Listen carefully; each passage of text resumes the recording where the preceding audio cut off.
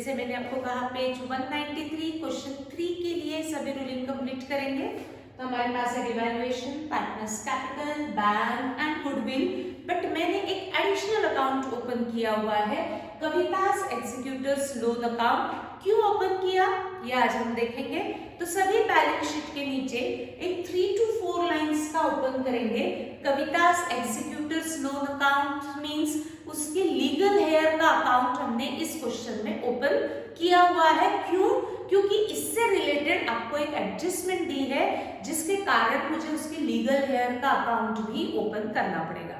तो कौन सी एडजस्टमेंट है, इसमें क्या एंट्री पास होंगी आज हम देखेंगे। तो बैलेंस शीट के नीचे सभी जल्दी से ओपन करेंगे कवितास एग्जीक्यूटर्स लोन अकाउंट, और you may write Kavita's legal heirs account, ऐसा भी आप लिख सकते हैं। ठीक, 3 to 4 लाइंस का ये अकाउंट बनेगा। फास्ट रूलिंग कंप्लीट करो। Kavita's executors loan account 3 to 4 lines का रूलिंग कंप्लीट करो। डन हो गया सबका। नाउ अब हम पोस्टिंग स्टार्ट करते हैं। सबसे पहले सबको मालूम है पार्टनर्स के कैपिटल के बैलेंसेस ट्रांसफर करो, बैंक बैलेंस ट्रांसफर करो, कोई general reserve, reserve fund, P&L होगा तो उसे डिस्ट्रीब्यूट करो। रिवैल्यूएशन हम साथ में करेंगे क्योंकि इसमें काफी सारी एंट्रीज अब हमको देखनी है। ठीक, कुछ 1-2 एंट्रीज अलग दी हुई है, इसीलिए रिवैल्यूएशन हम साथ में करेंगे। फर्स्ट स्टेप जल्दी से ले लेंगे सभी। Transfer balance of partners capital account, transfer bank balance, distribute general reserve, reserve fund और P&L अगर कुछ है तो। मैं अगर चेक करती हूँ तो लायबिलिटी में general reserve, reserve fund, P&L कुछ भी नहीं है ना, असेट में आपको P&L दिया हुआ है, तो फटाक से P&L रिजर्व डिस्ट्रीब्यूट करना ही नहीं है, तो जल्दी से हम ट्रांसफर करते हैं balances of capital. Anita, Sunita, Kavita 40, 40 and 20 transfer करेंगे बैलेंस कैपिटल अकाउंट में 40, 40 एंड 20,000। बैंक बैलेंस दिया हुआ है 8,200, तो हम पोस्ट करेंगे बैंक अकाउंट में। ठीक, अब चेक करते हैं आपको क्या क्या रिवैल्यूएशन क्वेश्चन में दिया हुआ है। जैसे बैलेंस शीट कैपिटल्स दिए हैं, creditors, bills payable, bank loan. On the asset side plant and machinery, investment, furniture, debtors, this RDD, पैम, goodwill balance sheet में दिया हुआ है। बट गुडविल के लिए क्या इंफॉर्मेशन है वो पढ़ने के बाद हम डिसाइड करेंगे कि गुडविल को मुझे रिवैल्यूएशन के थ्रू रिकॉर्ड करना है या मुझे गुडविल को separately by passing entry record करना है। रिटायरमेंट में हमने देखा था, हमने कुछ क्वेश्चंस में गुडविल को थ्रू रिवैल्यूएशन शो किया था क्योंकि वहां इंफॉर्मेशन वैसी थी। हमको इस क्वेश्चन में क्या करना है, गुडविल को रिवैल्यूएशन के थ्रू हम रिकॉर्ड करें या उसको सेपरेटली रिकॉर्ड करेंगे बाय पासिंग एंट्री। डिसीजन हम एडजस्टमेंट को पढ़ने के बाद ही लिया जाएगा। तो देखते हैं adjustment. On 1 July 2019 underline the date, immediate जिस डेट को बुक्स ऑफ अकाउंट्स क्लोज हुए उस डेट को डेथ नहीं हुआ है, 1 जुलाई को हुआ है। Kavita died and following adjustments were made. Year end हुआ था 31 मार्च 19 को और कविता का डेथ हो रहा है 1 जुलाई 19 को, यानी ईयर एंड के बाद अप्रैल, मई, जून, ऐसे 3 मंथ्स वो फर्म में एज अ पार्टनर थी, तो 3 मंथ्स का प्रॉफिट उसको दिया जाएगा, उसका शेयर डिस्ट्रीब्यूट किया जाएगा। क्या करना है हमको एडजस्टमेंट में देखना पड़ेगा। ठीक, जिसे हमने लास्ट क्वेश्चन में देख लिए थे। आगे, all debtors were considered as good, contingent liability, investments were sold, loan were paid off, land and building were depreciated। ये सारे रिवैल्यूएशंस दिए हुए एक एक करके। सबसे पहले all debtors were considered as good, सारे डेटर्स गुड डेटर्स हो गए। यानी अगर आपने डाउटफुल भी क्रिएट किया होगा तो अब आपको डाउटफुल क्रिएट करने की जरूरत नहीं है क्योंकि उनसे भी आपको फुल अमाउंट रिकवर होने वाली है। तो डाउटफुल क्रिएट किया था क्या? अगर मैं बैलेंस शीट चेक करती हूँ तो बैलेंस शीट में आपको आरडीडी दिया हुआ है। कितना है आरडीडी? 800। अब ये आरडीडी को मेंटेन करने की जरूरत नहीं है, यानी 800 का जो ऑलरेडी है अब उसको कैंसिल करना है, यानी आपको 0 पे लाना है। 800 का बैलेंस जब हम 0 पे लाते हैं तो मुझे ऑलरेडी में से 800 माइनस करने पड़ेंगे, यानी मुझे ऑलरेडी का बैलेंस 800 से कम करना है। ऑलरेडी कम होने वाली है, यानी लॉस कम होने वाला है। लॉस कम होगा तो हमारे लिए प्रॉफिट, तो वो प्रॉफिट पहले हम रिवैल्यूएशन के क्रेडिट में लिख देंगे बाय ऑलरेडी अकाउंट। कितने से लॉस कम होने वाला है? 800, यानी 800 आपका प्रॉफिट है। न्यू ऑलरेडी आपको कितनी क्रिएट करनी है? 0, इसीलिए डेटर्स शो किए जाएंगे on the asset side. Debtors 20,800 less new already 0, revised value of debtors हम पोस्ट करेंगे on the asset side 20,800। Record कर लेंगे सभी, सबको आता है, ये हमने बहुत बार किया हुआ है। Then a contingent liability. What is contingent? Contingent means uncertain. अचानक से हमें ऐसा आ गया कि ये लाइबिलिटी आपकी हो चुकी है। Contingent liability for compensation of 900 was provided. Contingent liability यानी एंट्री लाइबिलिटी से रिलेटेड है। कितनी अमाउंट है? 900 अमाउंट है। अब आपको पता चला है कि ये ऐसे नाम की लाइबिलिटी को मुझे रिकॉर्ड करना है। क्या ये नाम की लाइबिलिटी आपके ओल्ड बुक्स ऑफ अकाउंट में थी क्या? तो मैं बैलेंस शीट चेक करती हूँ, लाइबिलिटी साइड चेक करती हूँ, कंटिंजेंट लाइबिलिटी नाम की कोई लाइबिलिटी क्वेश्चन में दी हुई है क्या? ऑन द लाइबिलिटी साइड नहीं है, यानी पहले 0 थी। अब मुझे उसको कितना क्रिएट करना है? 900 क्रिएट करना है।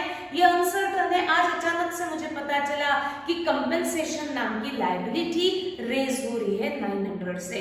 जो लाइबिलिटी 0 थी अब मेरी होने वाली है 900, यानी लाइबिलिटी मेरी बढ़ गई। लाइबिलिटी जब बढ़ती है तो हमारे लिए लॉस रहेगा, इसीलिए रिवैल्यूएशन के डेबिट में to contingent liability for compensation. Contingent liability for compensation अगर मैं चेक करती हूँ तो अमाउंट इज 900।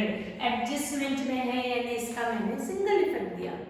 अब एडजस्टमेंट में है तो इसका मुझे डबल इफेक्ट भी देखना है, तो कहाँ जाएगा? ये लायबिलिटी होने के कारण इसका सेकंड इफेक्ट जाएगा लायबिलिटी में। Contingent liability for compensation 900। जो लायबिलिटी 0 थी अब 900 करनी है, लॉस है, वो लायबिलिटी है इसलिए लायबिलिटी में आ गया। Then next, investments were sold in the market at 10% profit, यानी जो भी बिजनेस की इन्वेस्टमेंट होती है वो इन्वेस्टमेंट बिजनेस ने सेल कर दी मार्केट में, यानी कहीं ना कहीं कस्टमर को सेल की, उसके अगेंस्ट आपको पैसा मिला होगा, बट ये इन्वेस्टमेंट प्रॉफिट पे बेची गई। कितना प्रॉफिट है? 10% का प्रॉफिट है। तो कितनी वैल्यू की इन्वेस्टमेंट है जिसके ऊपर हमें कितना प्रॉफिट हुआ ये पहले मुझे चेक करना पड़ेगा। तो हमारे पास इन्वेस्टमेंट था 30,000 का, ये 30,000 की इन्वेस्टमेंट बिजनेस ने मार्केट में बेच दी। कितने में बेची? At a profit of 10%। इसमें 10% का प्रॉफिट हुआ, यानी प्रॉफिट कितना हुआ? 30,000 का 10% इज प्रॉफिट, यानी 3,000 प्रॉफिट हुआ। यानी 30,000 की इन्वेस्टमेंट बेच के फर्म को कितना पैसा मिला होगा? 33,000। सबको समझ में आया है क्या? Book value of investment was 30,000। मेरे लिए इन्वेस्टमेंट की वैल्यू थी 30,000। ये इन्वेस्टमेंट मैंने मार्केट में सेल कर दी, ऐसा क्वेश्चन में दिया हुआ है at the time of Kavita's death. जब कविता का डेथ हुआ हम सारी एसेट्स एंड लायबिलिटीज को रिवैल्यू कर रहे थे, तो इन्वेस्टमेंट्स हमने बेच दी। इन्वेस्टमेंट बेच दी तो वो प्रॉफिट पे बेची। कितना प्रॉफिट हुआ? 10%। तो मैंने 30,000 का 10% प्रॉफिट कैलकुलेट किया 3,000 प्रॉफिट, यानी मुझे पैसा ज्यादा मिला होगा ना 3,000, यानी हमें कितना अमाउंट रिसीव हुआ? 33,000। जो प्रॉफिट हुआ इसको भी मुझे रिकॉर्ड करना पड़ेगा, और जो अमाउंट रिसीव हुई आफ्टर सेलिंग इन्वेस्टमेंट वो भी मुझे रिकॉर्ड करनी पड़ेगी। अब प्रॉफिट हुआ, लॉसेस एंड प्रॉफिट्स हम किस अकाउंट में शो करते हैं? रिवैल्यूएशन प्रॉफिट होने के कारण वो प्रॉफिट रिकॉर्ड किया जाएगा रिवैल्यूएशन अकाउंट के क्रेडिट में बाय इन्वेस्टमेंट अकाउंट। 3000 का प्रॉफिट हुआ तो रिकॉर्ड करेंगे प्रॉफिट रिवैल्यूएशन में। रिवैल्यूएशन में सिर्फ लॉसेस एंड प्रॉफिट्स रिकॉर्ड किए जाते हैं असेट्स एंड लायबिलिटीज के। प्रॉफिट है तो हमने क्रेडिट में रिकॉर्ड किया। और ये इन्वेस्टमेंट्स हमने सेल कर दी है। अब ये फर्म के पास है कि फर्म के पास नहीं है? नहीं है, हमने बेच दी है, तो वो उसकी एंट्री असेट में तो आएगी ही नहीं। असेट में कौन सी असेट्स रिकॉर्ड करेंगे? जो फर्म के पास है। क्या इन्वेस्टमेंट अब फर्म के पास है? नहीं। क्यों? क्योंकि हमने उसको सेल कर दिया है। सेल करेंगे तो क्या होगा? पैसा मिलेगा ना, कैश मिलेगा। तो कैश मिलेगा तो इसकी एंट्री कैश अकाउंट में पोस्ट होगी। बट यहाँ बैंक है तो हम बैंक अकाउंट में पोस्ट करेंगे। पैसा मिलेगा, debit what comes in, cash account की जगह पे बैंक अकाउंट के डेबिट में 33,000 अमाउंट रिसीव होगी इन्वेस्टमेंट्स को सेल करने के बाद। क्योंकि 30,000 पे 3,000 का प्रॉफिट हुआ, यानी हमें अमाउंट कितनी रिसीव हुई होंगी? 33,000 इन्वेस्टमेंट से रिलेटेड रिसीव हुई। इसीलिए इसके आगे लिखेंगे to investment account. That means पैसा मिला, बैंक अकाउंट डेबिट, इन्वेस्टमेंट बेचा, इन्वेस्टमेंट अकाउंट क्रेडिट। ठीक, तो एंट्री पास की bank to investment, but amount कितनी रिसीव होगी? 33,000 इंक्लूडिंग प्रॉफिट। अच्छा, अगर लॉस पे बेचते 3000 अगर लॉस होता तो वो लॉस हमने कहाँ शो किया होता? रिवैल्यूएशन अकाउंट के डेबिट साइड में 3000। और लॉस पे बेचेंगे तो ज्यादा पैसा मिलेगा कि कम पैसा मिलेगा? कम अमाउंट मिलेगा। तो हमें 30,000 की इन्वेस्टमेंट में कितना अमाउंट रिसीव हुआ रहता? 30,000 माइनस 3,000 दैट इज 27,000 हमने बैंक अकाउंट के डेबिट में पोस्ट किए होते। ठीक, इस क्वेश्चन में इन्वेस्टमेंट को हम असेट में शो नहीं कर सकते क्योंकि इन्वेस्टमेंट अब फर्म के पास नहीं है, हमने उसको बेच दिया है, वो फर्म के बाहर जा चुकी है, तो उसको हम असेट करके शो नहीं कर सकते। समझा सकते हो? आगे बढ़ते हैं। Loan were paid off, underline paid off. अगर फर्म ने कोई लोन लिया होगा तो हमने at the time of Kavita's death उसको पे कर दिया। तो मैंने कितना लोन लिया, किससे लोन लिया, ये मुझे बैलेंस शीट में मिलेगा। तो देखते हैं बैलेंस शीट में कहीं ना कहीं आपको लोन मिलेगा। देखो लायबिलिटी में क्योंकि ये पेएबल था ना, कितना लिया था लोन बैंक से? 8,000। वो लोन वो पेड ऑफ, आपने इसको पेमेंट कर दिया। कितना पेमेंट किया? कुछ भी मेंशन नहीं है, यानी फुल पेमेंट किया। कैश इज कमिंग इन और cash is going out. Going out तो इसकी एंट्री कहाँ पोस्ट करेंगे? बैंक अकाउंट के क्रेडिट साइड में 8,000 किसके अगेंस्ट पेमेंट किया? बैंक लोन, तो लिखेंगे बाय बैंक लोन अकाउंट। क्या अब बैंक लोन में से कोई अमाउंट अनपेड है या आपने फुल पेमेंट कर दिया? फुल पेमेंट कर दिया तो कोई भी अमाउंट पेएबल नहीं है। जब पेएबल नहीं है तो हम उसको लायबिलिटी में पोस्ट नहीं कर सकते। तो बैंक लोन नाम की लायबिलिटी में पोस्ट नहीं होगी क्योंकि वो पे ऑफ हो चुकी है। इन्वेस्टमेंट हम असेट में शो नहीं कर सकते क्योंकि हमने उसको सेल करके पैसा ले लिया है। तो इन्वेस्टमेंट और बैंक लोन बैलेंस शीट में हम रिकॉर्ड नहीं करेंगे। क्यों नहीं करेंगे? सबको समझाया। लोन पे कर दिया, no amount is payable against loan, and investments में अब हमारी नहीं है क्योंकि हमने उसको सेल कर दिया। ठीक, आगे बढ़ते हैं। Land and building were depreciated by 800। सबको आता है depreciation is our expense, our loss.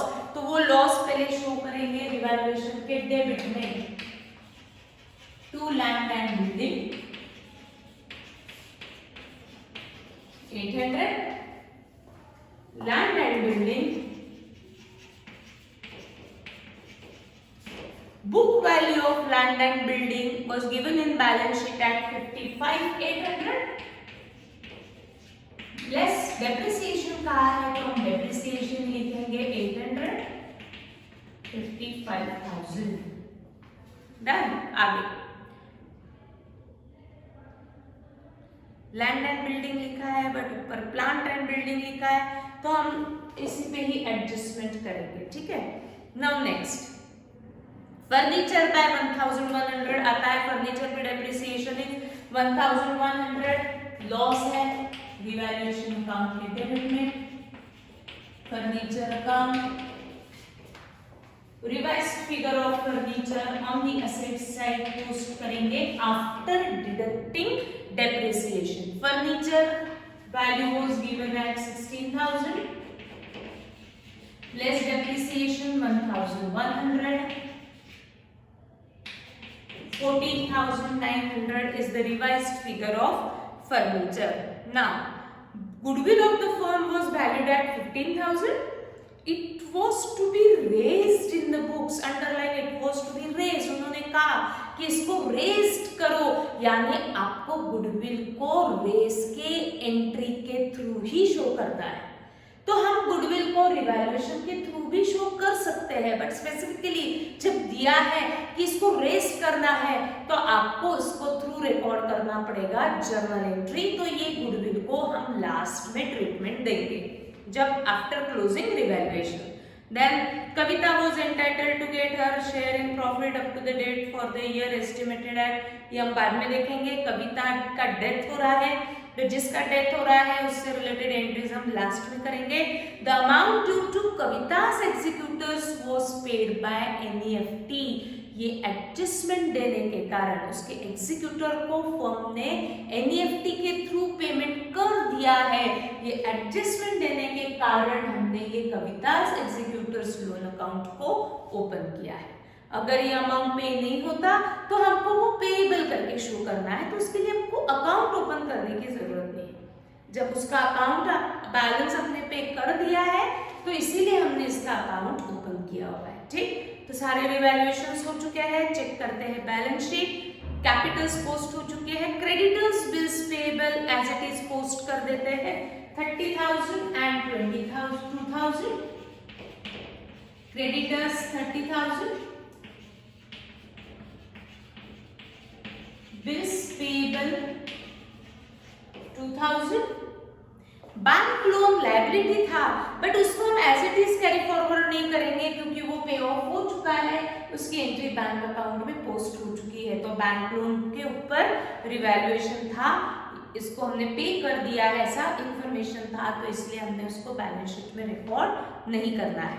Assets में प्लांट एंड बिल्डिंग यानी ही लैंड एंड बिल्डिंग रिकॉर्ड हो चुकी है, रिवैल्यू हो चुकी है। इन्वेस्टमेंट्स सेल कर दी है, उसका अमाउंट बैंक में आ चुका है, तो अब फर्म के पास वो investment as an asset show नहीं की जा सकती। फर्नीचर रिवैल्यू हो चुका है, डेटर्स रिवैल्यू हो चुके हैं, बैंक बैलेंस बैंक में जा चुका है।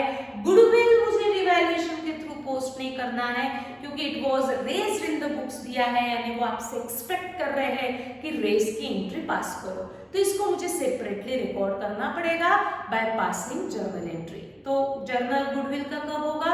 रिवैल्यूएशन क्लोज करने के बाद। तो now close revaluation account, find out the balance, divide it in all partners in their profit sharing ratio which is 2:2:1। आपको ऊपर दिया हुआ है 2:2:1 करते हैं।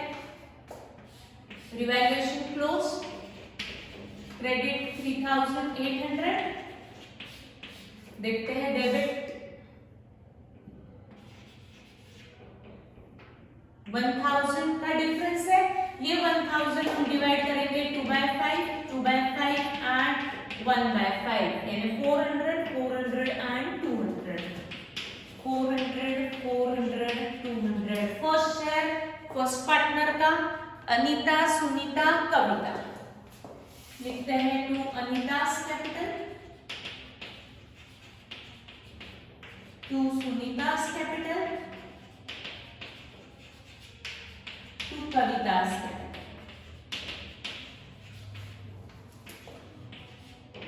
पार्टनर्स कैपिटल अकाउंट के क्रेडिट में by revaluation, revaluation account open करो ऐसा किया है, इसीलिए हमने नाम दिया रिवैल्यूएशन अकाउंट। 400 एंड 200। ना अब आता है हमारा गुडविल। सबसे पहले जिसका डेथ हो रहा है उसको गुडविल का शेयर भी देना पड़ेगा। आज तक उसने जो भी फर्म में मेहनत की पैसा उसका गुडविल ऑफ द फर्म का शेयर उसको वापस करना पड़ता है। ठीक, इसके साथ साथ ईयर एंड के बाद जो 3 महीना वो एज अ पार्टनर थी फर्म में, वो 3 मंथ्स का प्रॉफिट भी उसको दिया जाता है। और वहां पे उन्होंने मेंशन किया है कि प्रॉफिट भी डिस्ट्रीब्यूट करो कविता को 3 मंथ्स का। ठीक, तो सबसे पहले हम देंगे उसको गुडविल का शेयर। गुडविल रिटायरमेंट रहो या डेथ रहो, हमें वो पार्टनर को देना पड़ता है, यानी रिटायरमेंट हो या डेथ हो, हमें गुडविल को पेएबल दिखाना पड़ेगा। पेएबल, पेएबल यानी ही उसको कहा जाता है रेज्ड, और दिया हुआ है it was raised in the books. Raised यानी आपको पेएबल दिखाना है। अब बैलेंस शीट में आपको गुडविल दिया हुआ है 10,000, यानी ऑलरेडी इस फर्म का गुडविल 10,000 था, बट आपको एडजस्टमेंट में दिया है goodwill of the firm, underline goodwill of the firm. Firm का गुडविल है ये, पूरे फर्म का गुडविल है, यानी इसमें पूरे पार्टनर्स का शेयर होगा। गुडविल जो बनता है वो सारे पार्टनर्स के मेहनत का अमाउंट रहता है, तो इसमें हर पार्टनर का शेयर रहेगा। गुडविल ऑफ द फर्म जब बोला है यानी इसमें सारे पार्टनर्स का शेयर है, अनीता का भी है, सुनीता का भी है और कविता का भी है। Goodwill of the firm was valued at 15,000 at the time of कविता's death। जब कविता का डेथ हुआ तो इस फर्म ने गुडविल को वैल्यू किया। गुडविल कैसे वैल्यू होता है आप सबको मालूम है। गुडविल वैल्यू करने के लिए बिजनेस के पास्ट ईयर्स के प्रॉफिट स्टडी किए जाते हैं, उसके ऊपर मेथड अप्लाई की जाती है और फिर गुडविल निकलता है। तो उन्होंने कैलकुलेट करके दे दिया है value of goodwill of the firm at the time of Kavita's death at 15,000। Goodwill is valued at 15, यानी जो 10,000 गुडविल था अब उसकी वैल्यू कितनी हो चुकी है 15,000, यानी कितनी अमाउंट से गुडविल की वैल्यू बढ़ चुकी है 5,000। तो आपको ऑलरेडी आपने 10,000 रिकॉर्ड करके बैलेंस शीट में दिया हुआ है, यानी 10,000 की एंट्री आपने ऑलरेडी रिकॉर्ड कर ली है। अब उसकी वैल्यू 15 है, यानी आपको सिर्फ अब डिफरेंस की एंट्री करनी है, दैट इज 5,000। तो हमें गुडविल 5,000 से रेज्ड शो करना पड़ेगा, जो आज की वैल्यू है 15। ऑलरेडी 10,000 गुडविल वैल्यू कर चुके थे, अब 15,000 हो चुका है, यानी 10,000 की गुडविल की वैल्यू 15,000 हो चुकी है, यानी डिफरेंस कितना है 5,000। तो 5,000 से गुडविल को रेज करो। अब रेज्ड यानी पेएबल दिखाओ। क्या हमें सारे पार्टनर्स को पेएबल दिखाऊं या सिर्फ कविता को पेएबल दिखाऊं, ये सोचना पड़ता है। तो आपको दिया गया है गुडविल ऑफ द फर्म दिया है ना, तो फर्म के गुडविल में सारे पार्टनर्स का शेयर रहेगा, तो मुझे गुडविल को पेएबल दिखाना पड़ेगा टू ऑल पार्टनर्स। अगर ऐसा होता कि only Kavita share is to be raised, तो मुझे सिर्फ कविता को पेएबल दिखाना पड़ता, बट यहाँ पे गुडविल ऑफ द फर्म दिया है, इसीलिए हम यहाँ पे पेएबल सबको शो करेंगे। Payable to all partners and credit to whom money is payable. तो किस किस को पेएबल है, to Anita's capital, to Sunita's capital and to Kavita's capital. क्या कौन सी अमाउंट पेएबल है गुडविल की, तो लिखेंगे गुडविल अकाउंट। अब मैं एंट्री 10,000 से करूं, क्या मैं एंट्री 15,000 से करूं, तो एंट्री आपको करनी है डिफरेंस से, क्योंकि ऑलरेडी 10,000 रिकॉर्ड करके बैलेंस शीट में दिया हुआ है। ये 10,000 की गुडविल 15,000 हो चुकी है, यानी 15 में से 10,000 ऑलरेडी रिकॉर्डेड है बुक्स ऑफ अकाउंट में। तो आपको कितनी वैल्यू रेज करनी पड़ेगी, सिर्फ 5,000 से हम गुडविल को रेज करेंगे। तो डिवाइड करेंगे 5,000 को इन 2:2:1। तो मैं इसको रिकॉर्ड करूंगी 2,000, 2,000 एंड 1,000। क्या इसको राइट ऑफ करो ऐसा दिया है, no goodwill account to be shown in the books ऐसा दिया है, goodwill is to be written off ऐसा दिया है, कुछ भी नहीं। तो आप इसको कैंसिल नहीं कर सकते, तो इसको मुझे रिकॉर्ड करना पड़ेगा पार्टनर्स कैपिटल के क्रेडिट में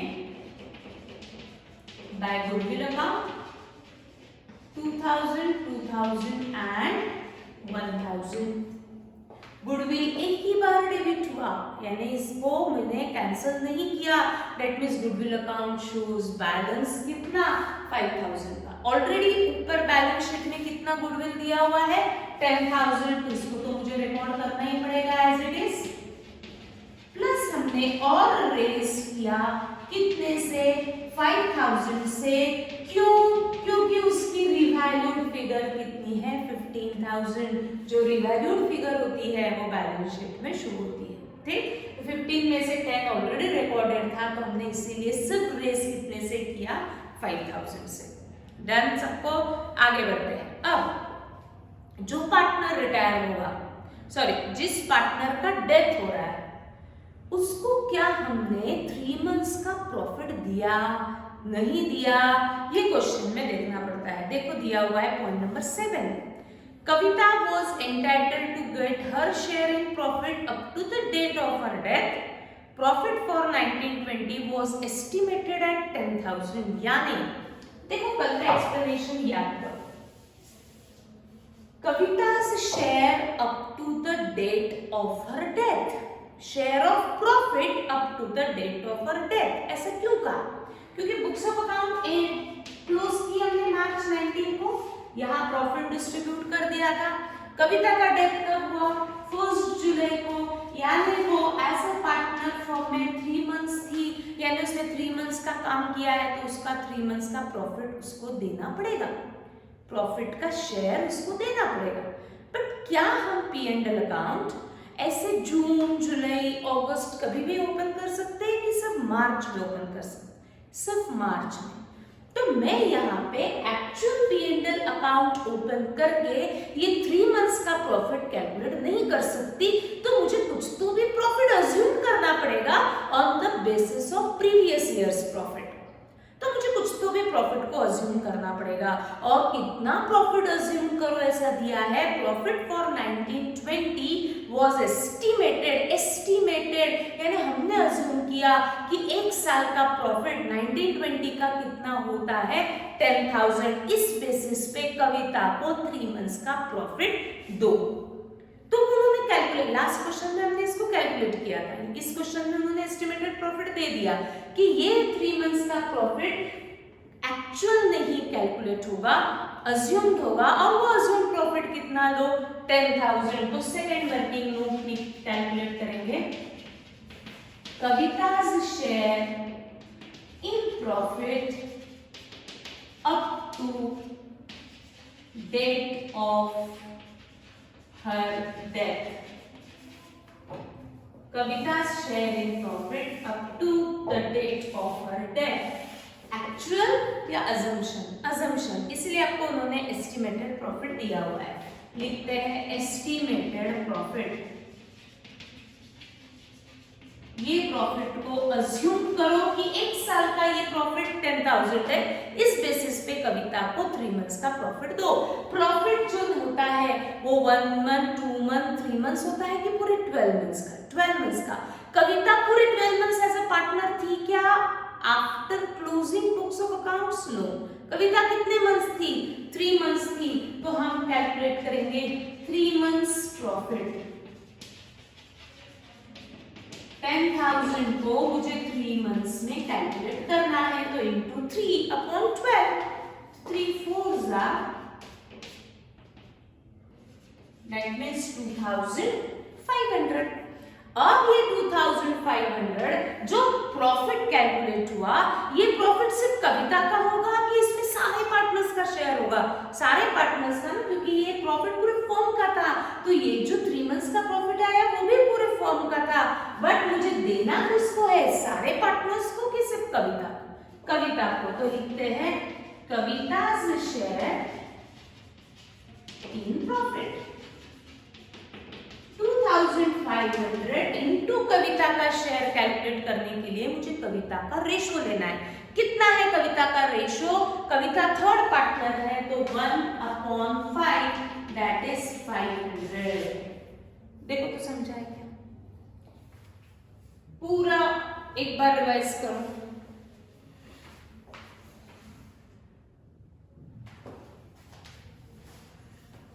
ठीक, कविता को प्रॉफिट का शेयर देना है, बट हम एक्चुअल कैलकुलेट नहीं कर सकते, तो मुझे कुछ तो भी अजम्पशन लेना पड़ेगा। उन्होंने दिया है कि अजम्पशन लो कितने अमाउंट का प्रॉफिट, 10,000 का। ये हवे से नहीं आया होगा, उन्होंने दिया है 1920 इस ईयर के प्रॉफिट का बेस लो, तो 10,000 लिया।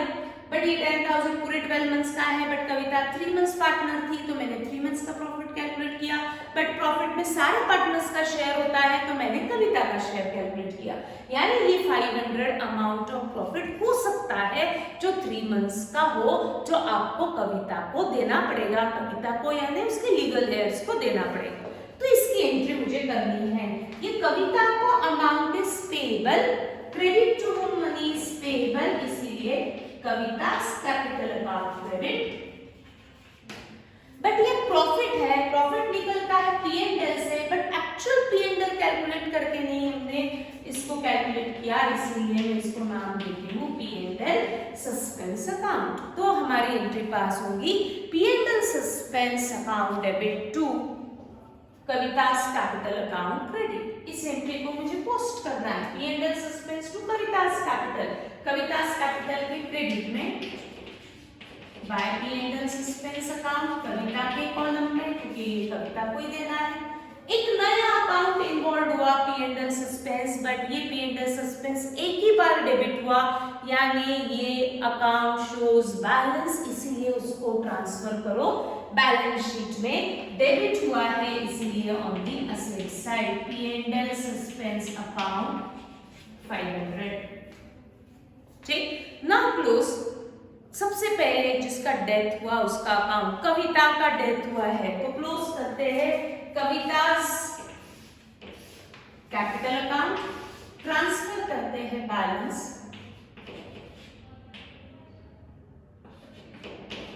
22,700, नहीं सॉरी 21,700। अब इस बैलेंस के आगे कविता का तो डेथ हो चुका है, क्या मैं बैलेंस कैरी डाउन लिख सकती हूँ? नहीं, क्योंकि अगर मैं कैरी डाउन लिखती हूँ तो मुझे कैपिटल शो करना है, but Kavita next year as a partner तो है ही नहीं, उसका लोन भी नहीं शो कर सकती, क्योंकि उससे रिलेटेड कोई अकाउंट अब बनेंगे ही नहीं।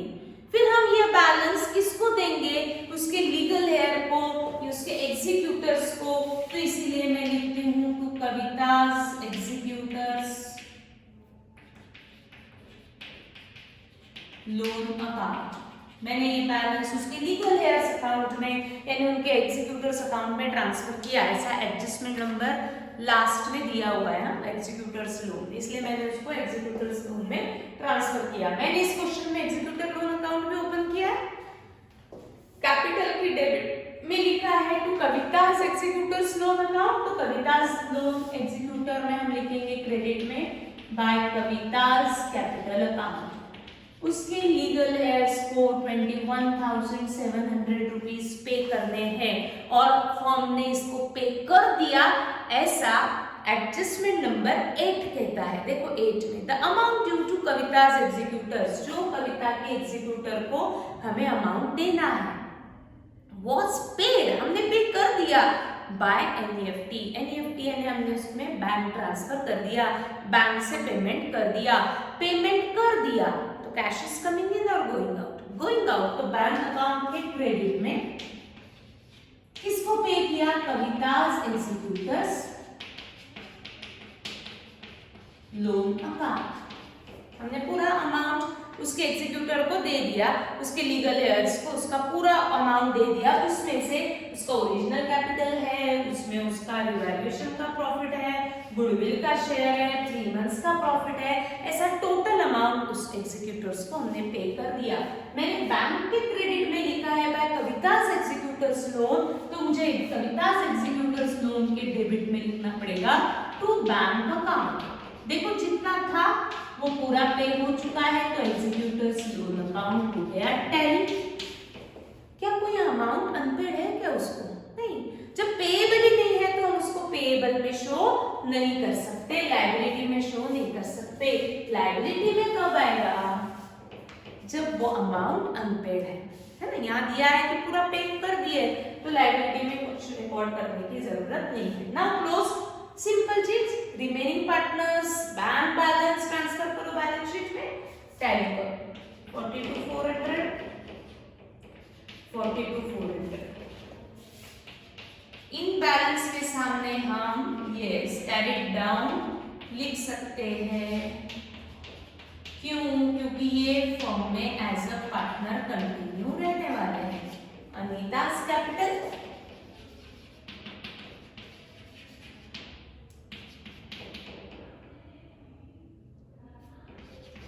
And Sunita's capital.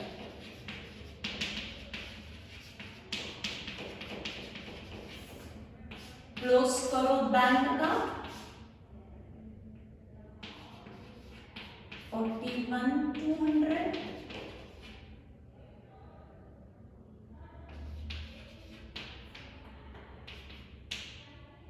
$11,500 bank balance आएगा। Transfer it on the asset side. Check करो बैलेंस शीट, टैली होनी चाहिए। करेंगे सभी बैलेंस शीट को टैली।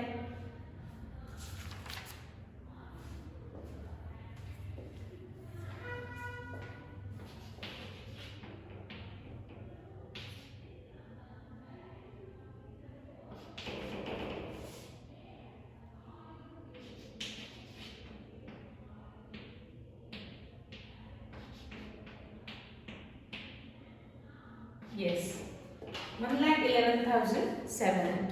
अब इस क्वेश्चन में इन्वेस्टमेंट सेल किया था, बैंक लोन पे हुआ था, एग्जीक्यूटर्स को भी आपने पे कर दिया, गुडविल बैलेंस शीट में दिया था, बट उन्होंने कहा थ्रू जर्नल शो करो, बहुत सारी चीजें थी। ठीक, एक बार रिवाइज करो।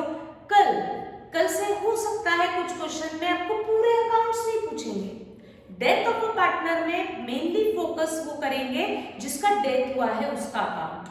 तो आपको सिर्फ जिसका डेथ हुआ है उसका अकाउंट भी पूछ सकते हैं। तो कैसे सॉल्व करना है, या कभी पूछेंगे ओपन रिवैल्यूएशन एंड जिसका डेथ हुआ है उसका अकाउंट, या पूछेंगे ओपन पार्टनर्स जिसका डेथ हुआ है उसका अकाउंट एंड बैलेंस शीट। ऐसे मिक्स एंड मैच कॉम्बिनेशन रहेंगे। कल से देखेंगे कि किस तरीके से इसको रिकॉर्ड करना है। Done, thank you.